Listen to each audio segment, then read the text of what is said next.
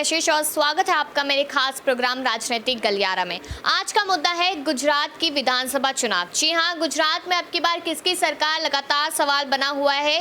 यहां पर सबसे पहली खबर आपको ये दे देते हैं कि आम आदमी पार्टी ने सीएम चेहरे का ऐलान कर दिया है, जिसमें नाम आया है इसुदान गढ़वी का, जिसका नाम यहाँ पर लगातार सुर्खियों में था और अब फाइनल यहाँ पर मोहर लग चुकी है कि वो सीएम का चेहरा बनते नजर आएंगे। गुजरात में जिस तरीके से देखा जा रहा है कि एक के बाद एक सियासी हलचल हो रही है। यहाँ पर मोरबी का हादसा हुआ, जिसके बाद कहीं ना कहीं राजनीतिक समीकरण बदलता नजर आया। उसके बाद और यहाँ पर जितने राजनेता लगातार पहुंच रहे हैं, लगातार बयानबाजी कर रहे हैं, रैलियां कर रहे हैं, तो कहीं ना कहीं कहा जा रहा है कि कौन सी पार्टी जीतेगी, इस पर अभी कुछ भी कह पाना काफी ज्यादा मुश्किल होता नजर आ रहा है। क्योंकि अगर आम आदमी पार्टी की बात की जाए तो यहाँ पर एक अलग ही रूप में नजर आए हैं अरविंद केजरीवाल। उन्होंने कहा कि 150 पार हमारी सीटें जाएगी। वहीं पर बात की जाए यहाँ पर भाजपा की, तो वो लगातार अपने बयान पे टिके हैं कि सबका साथ सबका विकास की बात वो करती नजर आ रही है। लेकिन वहीं पर अगर कांग्रेस पार्टी की तरफ रुख किया जाए तो कांग्रेस पार्टी अभी कहीं ना कहीं शांत नजर आ रही है। कांग्रेस पार्टी ने इतना कुछ बवाल भी नहीं मचाया है। तो सवाल सीधा हम यहाँ पर प्रियांशी से करेंगे। प्रियांशी हमारे साथ मौजूद है। सीएम का चेहरा यहाँ पर सामने आ चुका है अरविंद केजरीवाल की तरफ से। उन्होंने कहा कि इसुदान गढ़वी को आगे किया जाएगा। यहाँ पर कांग्रेस और भाजपा भी शांत बैठी है। क्यों शांत बैठी हुई है? क्या उन्हें नहीं लगता कि उन्हें भी जल्दबाजी यहाँ पर थोड़ी कर लेनी चाहिए, क्योंकि चुनाव बहुत नजदीक है? देखिए, पूरे तरीके से हम ये नहीं कह सकते हैं कि कशिश भाजपा भी शांत बैठी हुई है, क्योंकि बीजेपी ने 182 सीटों पर जीत हासिल करने का लक्ष्य बना लिया है। अमित शाह जी ने पहले ही ऐलान कर दिया था कि पूरी की पूरी 182 सीटों पर उन्हें जीत हासिल करनी है। साल 2017 में जो चुनाव हुए थे उसमें 99 सीट बीजेपी ने अपने नाम की थी और कांग्रेस खेमे में 77 सीटें गई थी। तो कांग्रेस खेमे में जिस तरीके से हम देख रहे हैं, मास्टर प्लान तो देखने को मिल रहा है। सबसे बड़ी बात यहाँ पर कांग्रेस की अब जो सामने आई है कि सीएम अशोक गहलोत, राजस्थान के मुख्यमंत्री अशोक गहलोत नए प्रभारी के तौर पर नियुक्त किए गए हैं। राजस्थान से सटा हुआ है गुजरात राज्य, तो ऐसे में देखा जाए कहीं ना कहीं राजस्थान को भी बड़ा प्रॉफिट मिलेगा इन चुनाव से। तो ऐसे में अब सीएम अशोक गहलोत एक बार फिर से गुजरात का दौरा करेंगे। 3 दिवसीय दौरा बताया जा रहा है। तो इस तरीके से यहाँ पर इस दौरे के मुताबिक कई बड़े बदलाव देखने को मिल सकते हैं कांग्रेस खेमे की तरफ से। सचिन पायलट को स्टार प्रचारक के तौर पर उतार दिया गया। अब बात आती है यहाँ पर आम आदमी पार्टी के लिए कि आम आदमी पार्टी जो बीजेपी के गढ़ में पहुंचकर बीजेपी को ही चुनौतियां देती हुई नजर आ रही है। अब उन चुनौतियों पर वह कितना खरा उतरती है ये तो वक्त के साथ साथ ही पता चलेगा। लेकिन आपने जैसा कि कहा कि तकरीबन 150 सीटों पर आपने यहाँ पर दावा कर दिया है, तो 150 सीटों का जो आंकड़ा है वो वाकई में बहुत ही बड़ा है, क्योंकि कांग्रेस के पास पहले से ही 77 सीटें हैं।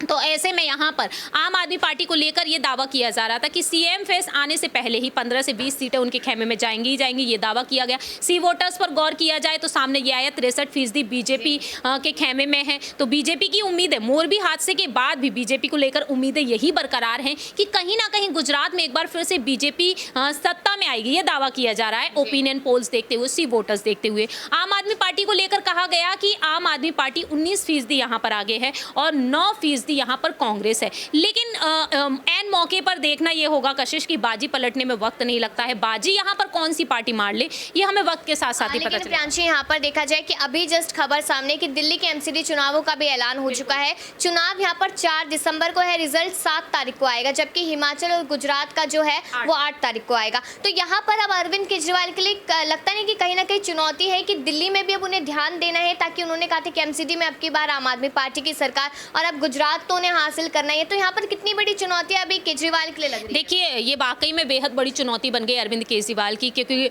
दोनों ही तरफ देखा जाए तो एक ही समय पर अगर चुनाव है तो दिल्ली जो राजधानी है भारत की, और उस राजधानी में अपनी सरकार बनाए रखना ये बहुत ही बड़ी बात है। और उस गढ़ को छोड़ना अरविंद केजरीवाल के लिए यहाँ पर देखा जाए तो बहुत ही बड़ी चुनौती है, जिस गढ़ के लिए यहाँ पर सभी पार्टियां जुटी हुई नजर आई हैं। तो एमसीडी में जीत हासिल करने के लिए अरविंद केजरीवाल को और भी कड़ी मेहनत करनी पड़ेगी, क्योंकि फ्री की रेवड़ी की योजना जो उनकी चल रही है, बीजेपी की तरफ से ऐसे ही कहा जाता है, अगर वो सब कुछ चल रही है, वो फ्री के लिहाज से देखा जाए एमसीडी चुनाव में जीत हासिल कर पाएंगे या गुजरात के चुनाव में जीत हासिल कर पाएंगे। क्योंकि दावा ये भी किया गया, जब दिल्ली में जिस तरीके से बुलडोजर अभियान देखने को मिला था, तो अनुराग ठाकुर ने एक बात कही थी कि पहले अपने गढ़ को तो संभाल लीजिए, बाकी दूसरे के गढ़ में तब जाकर हुंकार भरिए। तो आज के समय में देखा जाए गुजरात के चुनाव भी काफ़ी ज़्यादा मायने रखते हैं और यहाँ पर एमसीडी चुनाव भी, क्योंकि एमसीडी चुनाव इसलिए मायने रखते हैं हैं, क्योंकि दिल्ली उनका गढ़ है और दिल्ली के मॉडल को वह राजस्थान, माफ कीजिएगा, गुजरात में रख रहे हैं और राजस्थान के मॉडल को भी गुजरात में रखा जा रहा है, क्योंकि पीएम नरेंद्र मोदी गुजरात के मॉडल को आगे बढ़ाते हुए हर जगह पर सफलता हासिल करते हुए नजर आ रहे हैं।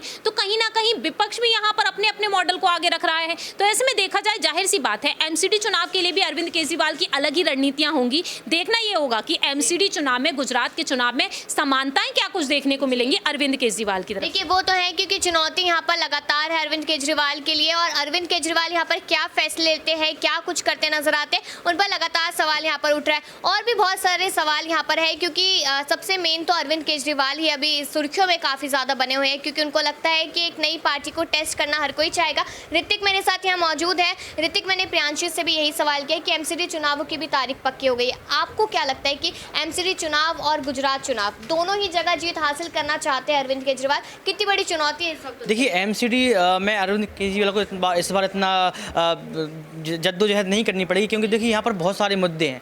कई सालों से यहाँ एमसीडी में सत्ता पे काबिज है बीजेपी सरकार। यहाँ पर 3 करोड़ की पहाड़ की बात की जाती है, आरोप प्रत्यारोप लगता है। तो अरविंद केजरीवाल ने ज़मीनी स्तर पर यहाँ पर काम किया है। दूसरी बात, विधानसभा में वो बैठे हुए हैं, उनका सरकार पिछले 3 सालों से मुख्यमंत्री वो यहाँ के हैं, तो यहाँ की वो राजनीति को समझते हैं।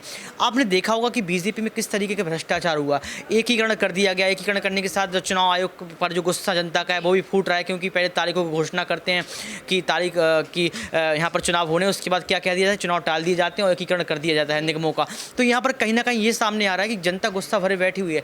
तो यहाँ पर पंजाब जीता है, कॉन्फिडेंस उसका है, उसके बाद गुजरात में उतरते हैं, गुजरात में 7 और 70 सीटें लाने की बात करते हैं। तो यहाँ पर जनता देख रही है। तो मुझे लगता है कि एमसीडी में उनको जहाँ जद्दोजहद नहीं करनी पड़ेगी, यहाँ पर जमीनी स्तर पर काम चल रहे हैं। ऋतिक, आपको ये नहीं लगता कि दोनों ही जगह पे बीजेपी के साथ यहाँ पर मुकाबला है अरविंद केजरीवाल का? तो बीजेपी पार्टी जो कहती है कि मोदी शाह के चेहरे पर चुनाव लड़ेंगे, मोदी लहर चल रही है, उससे कैसे बाहर और कैसे जीत हासिल कर पाएंगे केजरीवाल? देखिए केजरीवाल तो सेंधमारी में लगी हुई हैं। आप समझिए, उन्होंने कांग्रेस पार्टी की भी सेंधमारी की है, और उनका केजरीवाल का सिर्फ एक ही मकसद है, कैसे हम दूसरे नंबर की विपक्ष की सबसे मजबूत पार्टी बन सकें कांग्रेस को खत्म करने की बात। तो यहाँ पर तो कांग्रेस तो एमसीडी में कहीं नजर नहीं आ रही है। और रही बीजेपी की बात, अगर यहाँ एमसीडी की बात आप कर रहे हैं तो यहाँ पर पक्की बात है कि दावेदारी वो पेश करेंगे। अरविंद केजरीवाल का चेहरा बहुत बड़ा है, और दिल्ली की जनता ये भी देख रही है किस तरीके से मनीष सिसोदिया, सत्येंद्र जैन आदि लोगों पर रेड डलवा दी जाती है।